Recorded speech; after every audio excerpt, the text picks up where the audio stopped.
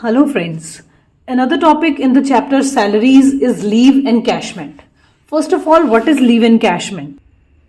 जब भी कोई एम्प्लॉय किसी ऑर्गेनाइजेशन में काम करता है एक पर्टिकुलर पीरियड के लिए उसको लीव्स मिलती हैं, ठीक है, जिसकी वो सैलरी नहीं कटती है उनकी, और ईयरली बेसिस के ऊपर एक लीव मिलती है उनको, मतलब पर ईयर में कुछ डेज फिक्स होते हैं, ठीक है। तो जैसे कि कुछ कैजुअल लीव्स होती हैं, कैजुअल लीव आप कभी भी ले सकते हो बट एक फिक्स टर्म होती है, इनके पैसे नहीं कटेंगे। उसके बाद मेडिकल लीव्स होती हैं, ठीक है, प्रिविलेज लीव्स होती हैं, इसी तरह से अर्नड लीव्स होती हैं।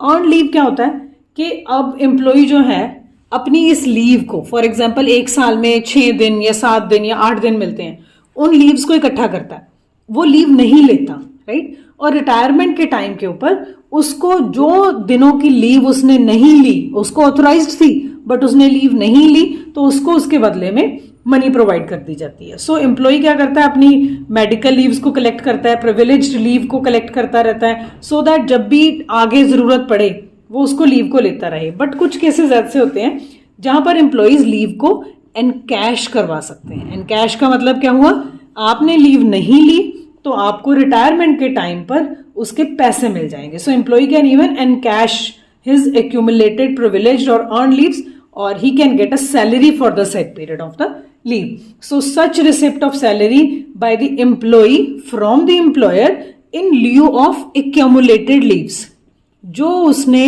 लीव नहीं ली और उनको इकट्ठा करता गया और उसके लिए रिटायरमेंट के टाइम पर उसको जो पैसे मिलेंगे उसको हम नाम देते हैं लीव एनकैशमेंट का। लीव ले लो, कोई पैसे नहीं कटेंगे, अगर लीव नहीं ली तो रिटायरमेंट या जब भी आप जॉब छोड़ोगे आपको उसके पैसे मिल जाए।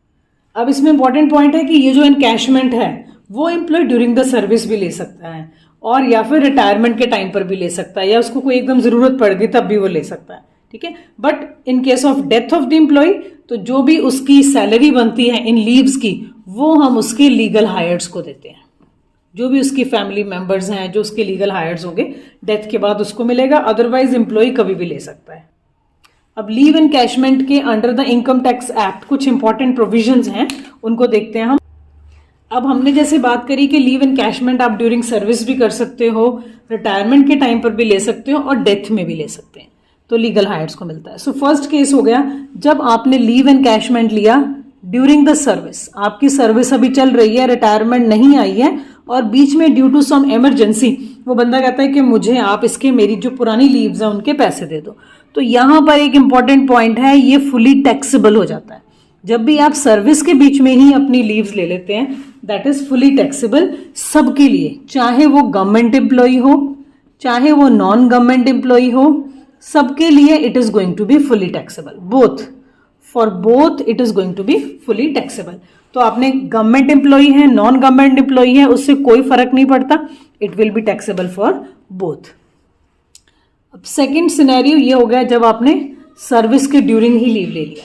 सेकेंड है जब आपने जॉब लीव करी, या फिर जब आपकी रिटायरमेंट आ गई तब आपने लीव एनकैशमेंट लिया, ठीक है। तो यहां पर आपको एग्जम्पशन मिलती है under section 10 subsection 10AA।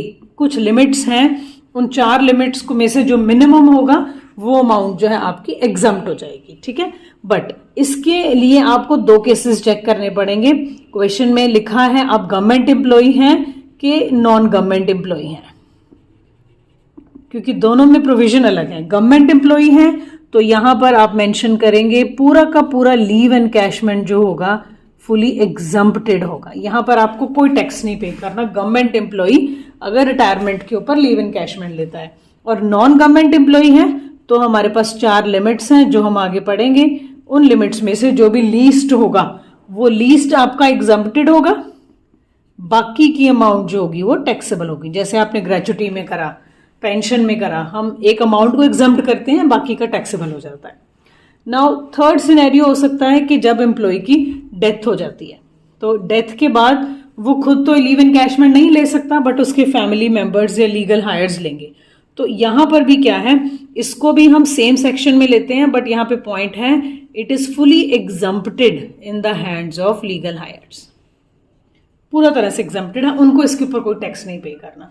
So this chart is showing the full thing about the leave encashment. अगर ड्यूरिंग सर्विस लोगे आप लीव का कैश, सबके लिए टैक्सेबल। रिटायरमेंट के टाइम पर ले रहे हो या फिर जॉब छोड़ने के टाइम पर ले रहे हो, फिर चेक करोगे कौन सा एम्प्लॉई है, गवर्नमेंट नॉन गवर्नमेंट। गवर्नमेंट के लिए फुली एग्जम्प्टेड, नॉन गवर्नमेंट के लिए 4 लिमिट्स। उसके बाद डेथ अगर किसी पर्सन की हो चुकी है, आफ्टर डेथ आपको लीव एनकैशमेंट मिल रही है लीगल हायर्स को, ये भी फुली एग्जम्प्टेड है।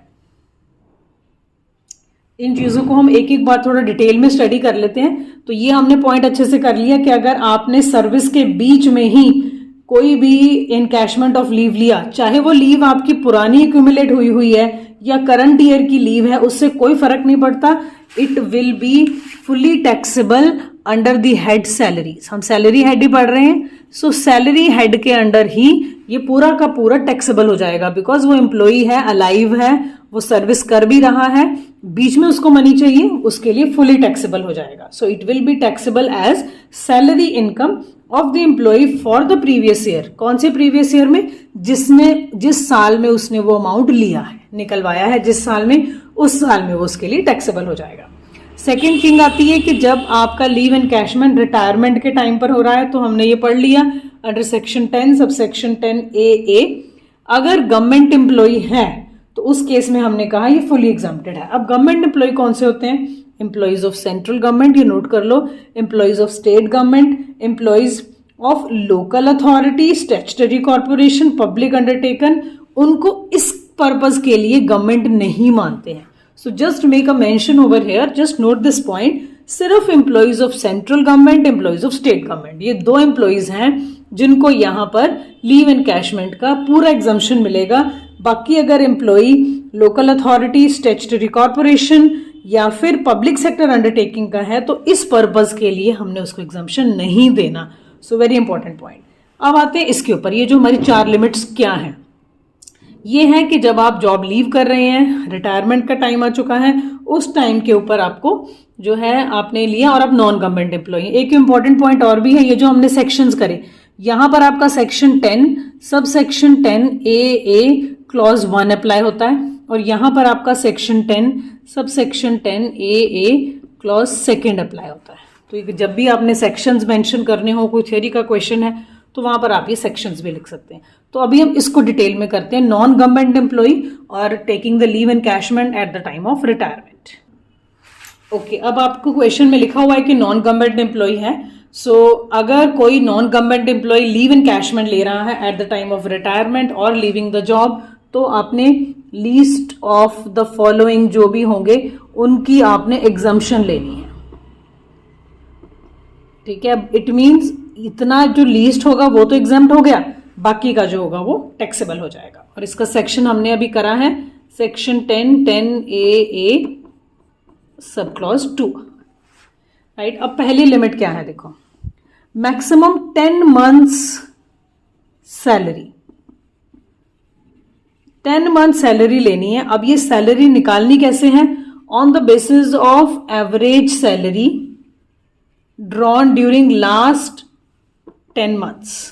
पिछले 10 महीने की एवरेज सैलरी आपने निकालनी है और फिर उसे हम 10 से मल्टीप्लाई करेंगे। हो सकता है पिछले 10 महीने सेम ही सैलरी मिल रही है, फिर तो same salary multiply by 10। For example per month salary है 30,000 पिछले 10 महीने की, राइट। तो आपने 1 महीने की निकाली, 30,000 आ रही है, तो 30,000 इंटू 10 हो जाएगा, उसमें कोई प्रॉब्लम नहीं है। अगर वो सैलरी चेंज होती जा रही है तो उन 10 महीनों की आप एवरेज सैलरी निकालो, उसे 10 से मल्टीप्लाई करो। अब ये जो 10 मंथ्स है, इसके लिए एक बड़ा इंपॉर्टेंट पॉइंट है कि यहां पे वर्ड है इमीडिएटली प्रीसीडिंग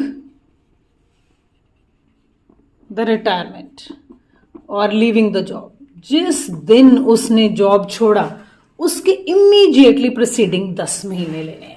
इट मीन्स अगर उसने जॉब मंथ के बीच में छोड़ा है तो आप वहां से पिछले 10 मंथ्स काउंट करेंगे, राइट। जैसे हमने पहले ग्रेचुटी के केस में करा था एग्जाम्पशन, वहां था जिस महीने जॉब छोड़ा उसके पिछले मंथ्स उठा लेते हैं, कंप्लीट वाले 10 मंथ्स। वहां वो कंडीशन यहां नहीं अप्लाई होगी, यहां पर स्पेशली लिखा हुआ है इमीडिएटली प्रीसीडिंग द रिटायरमेंट। जिस दिन रिटायरमेंट हुआ उस दिन से पीछे चलेंगे 10 महीने के लिए, उनकी एवरेज सैलरी निकालेंगे, फिर उसे हम 10 से मल्टीप्लाई करेंगे। ओके, अब आते हैं second limit. So now the second limit is, इसमें आपने मैक्सिमम नोटिफाइड लिमिट है, एक नोटिफाइड लिमिट, ये हमने ग्रेचुटी में भी करा था, वहां 20 लाख थी, यहां पर 3 लाख रुपीज है। ये सेंट्रल गवर्नमेंट स्पेसिफाई करती है। अगर सेंट्रल गवर्नमेंट ने इसको चेंज करा तो हम इसको भी चेंज कर सकते हैं, अदरवाइज ये नोटिफाइड लिमिट जो है वो 3 लाख ही रहती है।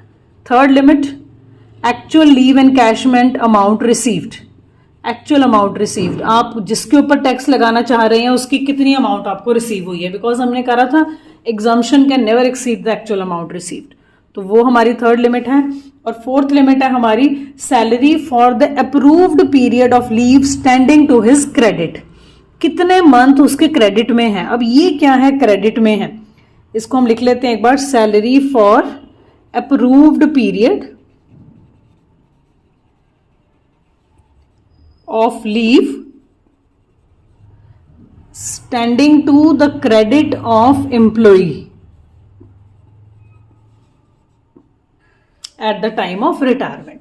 अब हमने कहा कि उसको हर साल कुछ ना कुछ लीव्स मिलेंगी, हो सकता है उसमें से उसने कुछ लीव्स ले ली हो, बिकॉज इतना बड़ा टाइम है जब उसने ऑर्गेनाइजेशन में काम करा है, राइट। तो अगर हम कहें कि एक साल में आपको 1 मंथ का लीव एनकैशमेंट मिलता है, फॉर एग्जाम्पल आपने 12 महीने काम करा, राइट, या आपने टोटल कंपनी में अगर 12 महीने काम करा तो आपको 12 दिन की लीव मिल जाएगी। तो इस तरह से ये लीव एंटाइटलमेंट होता है, राइट। तो अब आपके एक साल में तो 12 हो गए, अगले साल फिर 12, नेक्स्ट ईयर फिर 12, वो ऐड होते रहते हैं। अब कभी आपको जरूरत पड़ी, आपने उनमें से लीव्स ले ली, बिकॉज आप वो लीव ले सकते हो, आपकी लीव है। अब वो उनमें से कितनी बची पड़ी हैं, वो है आपके क्रेडिट में स्टैंड करना। कितनी लीव्स हैं जिसके लिए आप एंटाइटल्ड थे पर आपने वो लीव्स नहीं ली हैं, उनकी salary for that approved period. अब ये अप्रूव्ड पीरियड क्या होता है, ये हर ऑर्गेनाइजेशन अपने अकॉर्डिंगली अप्रूव करती है। कोई ऑर्गेनाइजेशन ज्यादा देती है, कोई कम देती है। तो अप्रूव्ड पीरियड कितना था और कितना लीव आपके क्रेडिट में अभी स्टैंड कर रही है, उनकी सैलरी आप निकालेंगे। अगर मेरे पास लीव में 30 दिन की सैलरी मुझे मिलनी चाहिए तो उस सैलरी से हम उसको मल्टीप्लाई कर लेंगे। अब इन चारों में से जो भी लीस्ट होगा उसका एग्जाम्पशन करेंगे। अभी इसको थोड़ा सा प्रैक्टिकल क्वेश्चन देखेंगे तो और चीजें क्लियर होंगी, बट इस पर्पज के लिए आप कुछ और पॉइंट्स भी हैं जो नोट कर लीजिए। सबसे पहला पॉइंट है, मैं रिपीट कर देती हूँ, नॉन गवर्नमेंट एम्प्लॉय कौन से हैं, सिर्फ सेंटर और स्टेट के एम्प्लॉयज को इस पर्पज के लिए आपने गवर्नमेंट मानना है, बाकी सारे नॉन गवर्नमेंट एम्प्लॉयज हैं। सेकेंड चीज आती है अब सैलरी। हमने कहा जो हमने 4 लिमिट्स करी उसमें फर्स्ट पॉइंट में भी सैलरी टर्म यूज करा और लास्ट पॉइंट में भी सैलरी टर्म यूज करा। तो सैलरी में क्या क्या चीजें इंक्लूड करनी है, एक तो आपने बेसिक सैलरी इंक्लूड करना है, राइट। डीए तभी इंक्लूड करना है जब आपको लिखा हुआ है it is entering for the purpose of retirement benefits, right. या फिर अगर आपको लिखा हुआ है डीपी, डियरनेस पे, वो तो एंटर करती है, प्लस कमीशन ऑन टर्नओवर। अगर कमीशन टर्नओवर पर मिल रहा है तो वो भी आपके सैलरी का पार्ट बनेगा। ओके, ये तो हो गया हमारा फर्स्ट पॉइंट। एक और हमने लास्ट पॉइंट पढ़ा, अप्रूव्ड पीरियड। हमने कहा हर ऑर्गेनाइजेशन अपने अपने अकॉर्डिंगली एक पीरियड अप्रूव करती है कि आपको इतनी छुट्टी मिलेगी, but according to income tax act 1961 एक फिक्स्ड अप्रूव्ड पीरियड आपको दिया हुआ है, राइट। वो क्या है, 30 डेज। 30 डेज भी कह सकते हो या इसको आप 1 मंथ भी कह सकते हो। 1 month for every completed year of service. अगर आपने 1 साल पूरा काम करा उस ऑर्गेनाइजेशन में, 1 मंथ आपका अप्रूव्ड पीरियड है जो आपकी अर्नड लीव बनती है, जिसके लिए आपको लीव एनकैशमेंट मिलना चाहिए। या तो आप छुट्टी ले लो या फिर आप उसका लीव एनकैशमेंट ले सकते हो। तो इट मीन्स अगर किसी एम्प्लॉय ने 1 साल काम करा आपके पास 1 महीना, 40 साल काम करा 40 महीने की उसकी छुट्टी ड्यू होगी। जितनी उसने ले ली होगी उसको माइनस कर लेंगे, बाकी की बची आपकी standing to the credit of the employee. तो ये चीजें बहुत इंपॉर्टेंट है। एक और पॉइंट इसमें इंपॉर्टेंट है, अभी हम कह रहे हैं अगर आपने 1 साल काम करा 1 महीने की छुट्टी, पर कई बार एम्प्लॉय जो है फ्रैक्शंस में भी काम करता है, जैसे 1 साल 5 महीने। तो उस केस में आप क्या करेंगे, इस केस में आप ये नोट कर लो कि फ्रैक्शंस को इग्नोर करना है। जो कंप्लीट ईयर है सिर्फ वही आपने लेने हैं, जितना भी फ्रैक्शंस वाला पार्ट होगा वो आपने इग्नोर कर देना है। 30 साल 5 महीने काम करा तो 30 साल के अकॉर्डिंगली आपको मिले। 30 साल 6 महीने काम करा तब भी आपको 30 साल के अकॉर्डिंगली 30 मंथ की जो है वो लीव एनकैशमेंट ड्यू होती है। तो ये जो अप्रूव्ड पीरियड वाला पॉइंट है ये बहुत ध्यान से निकालेंगे। आपको अप्रूव्ड पीरियड ये है, उसमें से अगर आप कोई ले चुके हैं वो माइनस हो जाएगा, किसी के पैसे ले चुके हैं माइनस हो जाएगा, बाकी का बचेगा आपका स्टैंडिंग टू द क्रेडिट। और एक और इम्पॉर्टेंट पॉइंट है, हमने एक लिमिट करी थी नोटिफाइड लिमिट, जो हमने लिखा था 3 लाख की है, ये लाइफ टाइम लिमिट है। तो अगर आपने एक बारी एग्जम्पशन ले लिया, अगली बार के लिए वो जो एग्जम्पशन आपने लिया इसमें से माइनस हो जाएगा। सो ये भी आप पॉइंट नोट कर लो, ये 3 लाख रुपीज जो है ये लाइफ टाइम इनकैशमेंट है। If you have already taken some leave encashment और सम लीव, तो अगली बार के लिए नोटिफाइड लिमिट अपने आप रिड्यूस हो जाएगी। तो ये हो गए हमारे सारे पॉइंट्स नॉन गवर्नमेंट से रिलेटेड। अगर आप अपने चार्ट को एक बार देखेंगे जो हमने पहले बनाया था, तो उसमें लास्ट पॉइंट था कैश का, डेथ के बाद अगर आप लीव एनकैशमेंट आपको मिल रहा है तो हमने वहां कर लिया था, अगर लीगल हायर्स को मिलता है after the death it is fully exempted in their hands. तो आपको ये दिख रहा है कि मेन क्वेश्चन हमारे यही है जो हमने 4 लिमिट्स वाला करा है। नॉन गवर्नमेंट एम्प्लॉई हो जहां पर और वो रिटायरमेंट के टाइम पर लीव एनकैशमेंट ले रहा है, तो वैसे प्रैक्टिकल क्वेश्चंस बनते हैं। तो हम 1-2 प्रैक्टिकल क्वेश्चंस वैसे देख लेते हैं। Just have a look at this question now. X retire हो रहा है 1 जुलाई 2022 को, राइट? 18 साल की वो सर्विस दे चुका है और उसके लिए उसको लीव एनकैशमेंट मिल रहा है 75,000 का। अब ये जो एम्प्लॉई, उसका जो एम्प्लॉयर था वो 45 डेज की लीव देता है हर कंप्लीटेड ईयर ऑफ सर्विस के लिए। तो एम्प्लॉयर जो है 45 डेज की लीव दे रहा है। Such a good employer he is. He has already encash 12 months, पहले ही वो 12 महीने की लीव एनकैशमेंट ले चुका है और उसकी सैलरी भी दी हुई है 1 जुलाई 21 से लेकर 1 जुलाई 22। आपको मैंने बताया था जिस दिन रिटायरमेंट होती है उसकी इमीडिएटली पिछले टाइम की हमें सैलरी चाहिए होती है। तो ये आपको बड़ा क्लियर कट क्वेश्चन है। कुछ क्वेश्चंस में ये आपको डिफरेंट दिया होगा कि 1 जुलाई से दिसंबर तक कितनी थी, दिसंबर से उसके बाद अप्रैल तक कितनी थी। सो हमने देखना है हमारी जब रिटायरमेंट हो रही है उस दिन से पिछले 10 महीने की एवरेज सैलरी क्या है।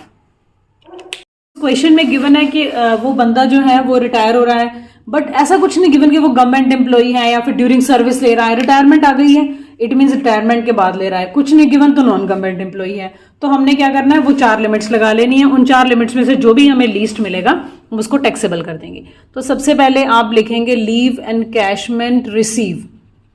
क्वेश्चन में हमें क्लियर कट गिवन है कि 75,000 रुपीज आपको लीव एनकैशमेंट के मिल रहे हैं। अब वो चारों लिमिट्स लगाते हैं। सबसे पहली लिमिट क्या थी, 10 मंथ्स एवरेज सैलरी। अब पिछले 10 महीने की सैलरी बड़ा क्लियरली दे रहा है, वो 5,000 रुपए पर मंथ है। तो इसमें बहुत ज्यादा कैलकुलेशन की जरूरत ही नहीं है हमें। तो 10 इंटू एवरेज सैलरी है हमारी 5,000, तो पहली लिमिट हमारी आ गई 50,000 रुपीज। अदरवाइज कुछ क्वेश्चन में जहां मैंने आपको बताया डिफरेंट होगा, वहां पर आप 10 महीने की सैलरी निकालोगे, फिर डिवाइडेड बाय 10 करके एवरेज सैलरी निकालोगे, फिर यहां से हम उसको 10 से मल्टीप्लाई करेंगे। हमें 10 महीने की सैलरी चाहिए। सेकंड हमने करा था नोटिफाइड लिमिट होती है ₹3 लाख की, उसमें भी कोई चेंज नहीं होता, ये फिक्स्ड है। क्वेश्चन में गिवन भी नहीं है कि उसने पहले से कभी अमाउंट ली है। उसने लीव एंड कैश जरूर कराई है बट पैसे नहीं लिए उसने कभी भी, राइट। थर्ड लिमिट हमारी क्या थी, एक्चुअली रिसीव्ड। अब हमें ये क्वेश्चन में गिवन है कि 75,000 उसको एक्चुअली रिसीव हो रहा है, and we all know exemption can never exceed the amount of which has been actually received. ठीक है, अब आते हैं हम अपने फोर्थ मेन पार्ट के ऊपर। फोर्थ पार्ट क्या था कि आपके क्रेडिट में कितनी लीव पड़ी है। अब देखते हैं हमारे क्रेडिट में कितनी लीव पड़ी है। क्वेश्चन को थोड़ा और ध्यान से देखेंगे हम। देखो क्वेश्चन में लिखा हुआ था कि उस बंदे ने 18 महीने की सर्विस दी है, 18 साल की। तो मैंने आपको बताया था अभी पीछे कि अप्रूव्ड पीरियड क्या होता है, हर साल के लिए आपको 1-1 महीने की जो है लीव एनकैशमेंट मिलती है। अगर 18 साल काम करा है तो उसको कितनी लीव एनकैशमेंट मिलनी चाहिए, 18 मंथ की। तो ये काम आपने वर्किंग नोट में करना है। तो यहां पर आप लिख सकते हैं approved period of leave according to income tax act, इस तरह के वर्ड यूज कर सकते हैं। या फिर आप ऐसे लिख सकते हो leave due as per section 10 subsection 10 AA। तो लीव हमारा इनकम टैक्स एक्ट क्या कहता है, 1 month for every completed year of service. 18 साल काम करा तो 18 महीने की लीव ड्यू है उसकी। अगर यहां मैंने आपको बताया था कोई फ्रैक्शंस होंगे तो फ्रैक्शंस हम इग्नोर करते हैं, इस क्वेश्चन में फ्रैक्शंस नहीं है। 18 साल 18 महीने, उसका एम्प्लॉयर बहुत अच्छा है जो उसको 45 डेज की लीव दे रहा है, but we will not see that, this is just to confuse you. 45 days का एम्प्लॉयर देता रहे, हमने तो अपना अप्रूव्ड देखना है, कितना अप्रूवल इनकम टैक्स एक्ट ने दिया। अब इसको अगर आप डेज में कन्वर्ट करना चाहते हैं मंथ्स को, तो इंटू 30 करके आप डेज में कन्वर्ट कर सकते हैं, बिकॉज ये मंथ्स हैं। तो 18 इंटू 30 आप वो करके 540 डेज आ जाएंगे।